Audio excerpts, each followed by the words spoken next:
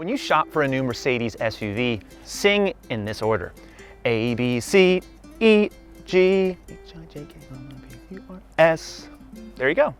From small to really big, from somewhat affordable to really expensive.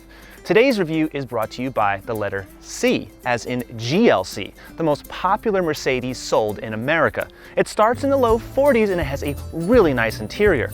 And for 2021, this is probably the last version of this generation you'll be able to buy before an all-new GLC arrives in 2022. But as it stands, this car has everything you want, and then some. That's kind of like our YouTube channel. It's got everything you want and everything you didn't know you really needed. Subscribe. The GLC was brand new for 2016. For 2020, it received a minor facelift and a major software upgrade. I tested a GLC 300, and now that it's been a whole year, nothing has changed in 2021. That's what everyone says about everything these days, isn't it? Some things have changed, but that's because the GLC I'm driving now is different than the one I drove last year. This one is the standard model with the double bar grille on the front. The last one I had a single bar with all those chrome dots because it has the AMG Night package. If you order the actual AMGs, you get these chrome thin vertical slats all across the grille. Mercedes does that so you know how much money that GLC driver actually paid.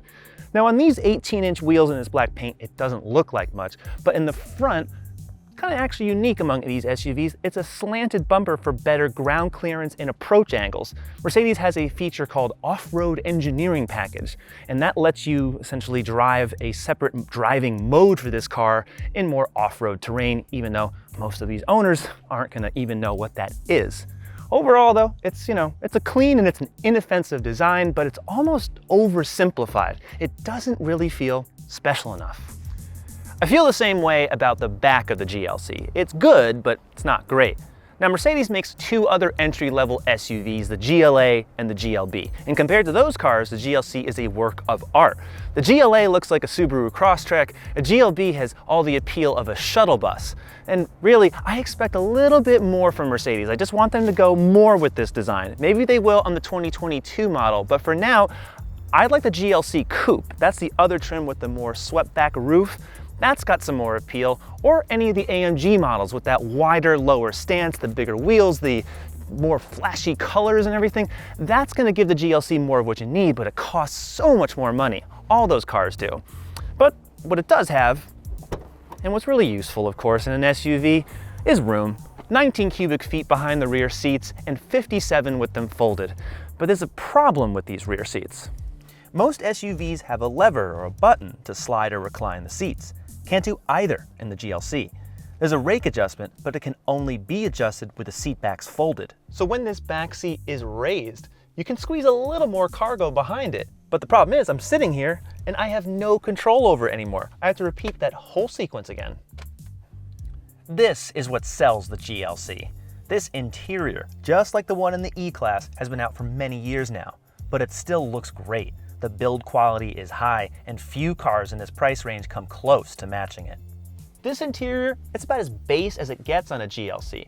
This particular car stickers at $49K, which is less than the 2021 GLA that I just drove. Less. And this is a bigger, better car in every single way.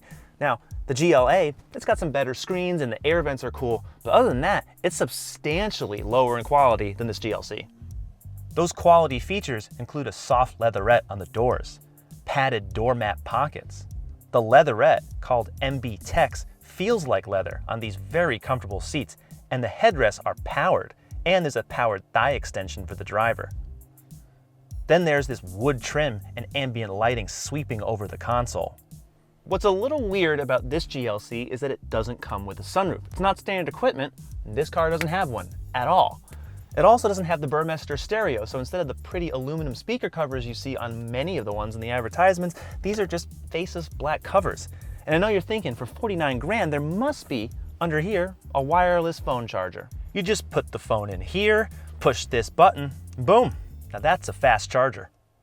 Here's the moral of any Mercedes. Order the right options. But even if you don't, everything turns, clicks, and taps with precision, including the 10-inch touchscreen. The navigation uses augmented reality that shows the street signs and arrows on a live camera feed.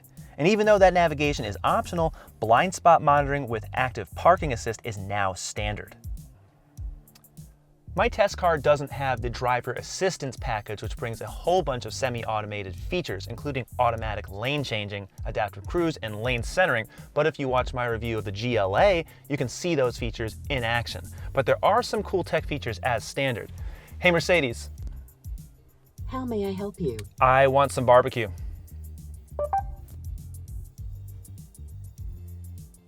Showing 9 barbecue restaurants. Oh, great. 9. She's good. Please repeat. Oh, no, not right now. I'm full. The optional instrument cluster can be reconfigured in all sorts of ways. It's not as advanced as the GLA's gauge cluster, so you can't see full screen views of the maps or driver assist, but it is larger and easier to read. The GLC 300 is the most popular trim, with a 2-liter turbo 4 and a 9-speed automatic transmission. No one buys the GLC with rear-wheel drive, so the 4MATIC is always in stock.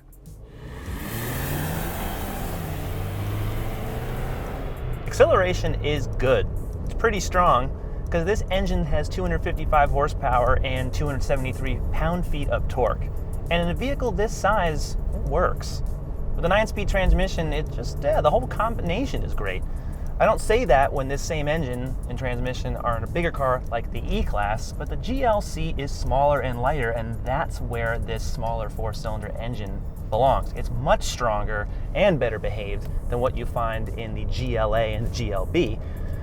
The GLA I just drove, 2-liter engine. It's a front-wheel drive chassis to start, but I had the 4MATIC, but it's paired with an 8-speed dual-clutch transmission, not the regular 9-speed conventional automatic that I'm driving right now. There's a big difference. You know, like the shift quality is just so much better. It's not that the response of the engine is that much better, because that 2-liter in the GLA is good. But overall, it's just a more polished experience in the GLC, and it's a notable difference. It really is. So if you think that you want to spend the same amount of money on a smaller Mercedes, I would say think again. This gearbox isn't perfect though. I would say the BMW 8-speed is really perfect. This 9-speed occasionally clunks when the engine and transmission are cold. You can kind of hear it downshifting a bit more, so it's not the ultimate in smoothness, but it's a lot better than any dual clutch unit you'll find from Mercedes. The steering, well, you know, it's light, numb on center.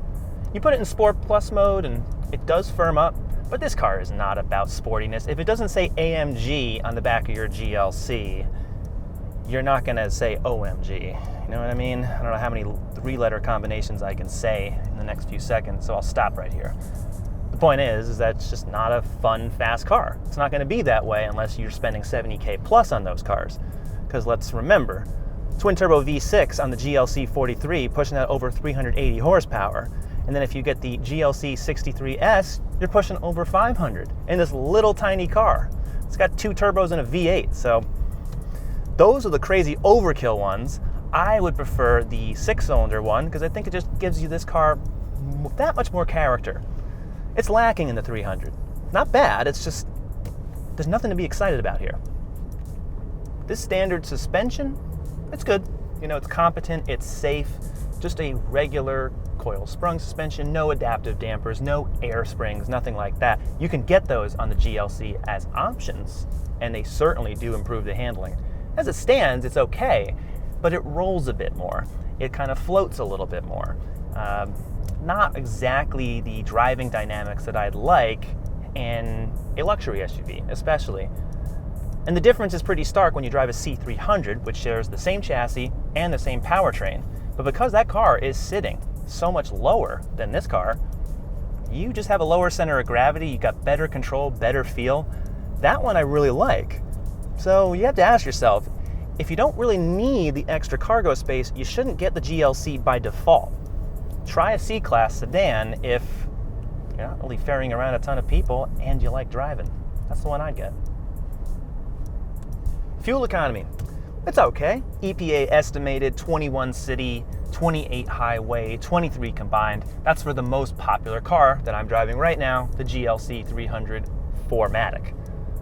The AMG models, of course, they're much worse. And if you want to get a little better, you can get the GLC 350e. That's the plug-in hybrid. But try finding one for sale. Actually, I did. I went on CarGurus and I found one across the entire country. Yeah. A good positive trait of the GLC, like any Mercedes, is the quietness. But what's funny is that to get the insulated windows, that's becoming standard in a lot of cars, you have to pay Mercedes $150 to get these double panes. So I think that's kind of funny. In a car that starts over $43,000, I think that should probably be standard, but every little thing is optional on a Mercedes or a BMW or a Porsche. Just name them. It's pretty crazy. But for 2021, you now get keyless ignition as standard. It's pretty cutting edge. I'm a bit harsher when it comes to vehicle dynamics than most people might be. That's because I expect a lot on a car that right now is just under 50 grand. I can get a lot of cars that are cheaper than this and have very good body dynamics and comfort and control and all of that. But for most people, this is actually going to be okay. It's quiet. It is. It rides nicely. The steering is decent. There's enough power. You get all the luxury and technology you want. So for most buyers, this is going to tick all those boxes. And if you're a Mercedes person and you like driving, which is what I really do, and I love Mercedes, my mom's got one. I want to buy one day. But when I do, it's going to be more of the driver-focused model like an AMG, because that is really what suits me. And what's good is that if you are shopping for a GLC or any Mercedes, you can keep stepping up. So this is not where it starts and stops. This is only where it begins. Look at it that way. What matters is what you prioritize. Do you like styling? Do you like tech? Maybe this is the one. Do you like to drive? Maybe you get the BMW. You got a lot of choices though, and this is a good one.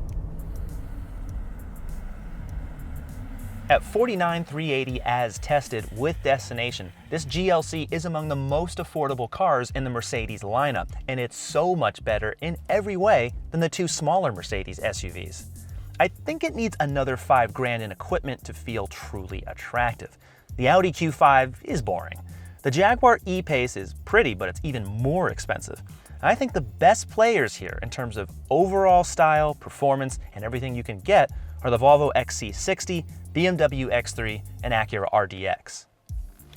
The GLC is a good car. Let the record show that. But the GLC 300, this one and a lot of others that I've seen and driven, they're kind of lumpy in terms of the styling and the driving performance. But what you get is really good build quality. Exceptional, really, especially the inside when you can dress this interior up in lighter colors.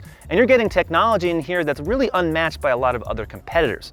But tell us what you think, and go to CarGurus.com to read George Kennedy's review of the same car.